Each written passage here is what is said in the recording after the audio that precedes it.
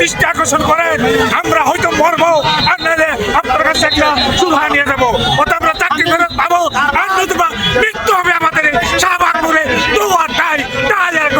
ইনশাল্লাহ আমরা চাই আমাদের চাকরি ফেরত, আমরা চাই আমাদের ন্যায্য অধিকার, আমরা চাই আমাদের সম্মান ফেরত, আমরা চাই বাংলাদেশের একটা মানুষ হিসাবে বসবাস করতে। আমরা চাই না মৃত্যু তুকপা নিয়ে পৃথিবীতে বাঁচতে আমাদের মৃত্যু হয়ে যাক, তবু এই তুকপার হাত থেকে আমরা যাতে মুক্ত পাই, সেই জন্য আজকে আমাদের এই আন্দোলন। আমাদের চাকরি ফেরত চাই, চাকরি ফেরত চাই। আমরা কোনো অপরাধ করি নাই, আমরা কোনো হত্যা করি নাই, আমরা হত্যার সাথে জড়িত না। বিচার বিভাগ আপনারা বিচার করেন, সুষ্ঠুভাবে বিচার করেন, তাহলে বুঝতে পারবেন সুশীল সমাজ, দেশবাসী, জনগণ সবই জানে কে হত্যা করেছে, কে এই আন্দোলন করেছে।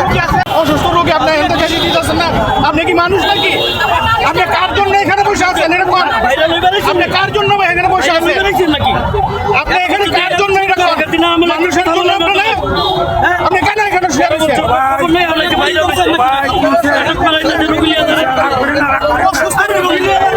গাড়ির মধ্যে অসুস্থ রোগী এখান থেকে দিতেছেন না, এটা কেন করেন না?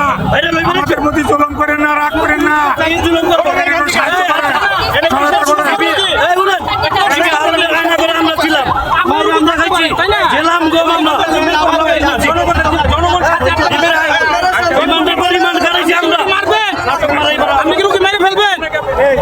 আমরা তো রোগী থাকতে পারতেন নাকি? রোগী থাকলে গাড়ি ছাড় দিলে কি হয় বলেন আপনি? এগুলো কি শুরু করছে? আর কিছু বলেন নাই আমাদের, আর কিছুই বলেন নাই। আমরা তো প্রশাসনের লোক স্যার।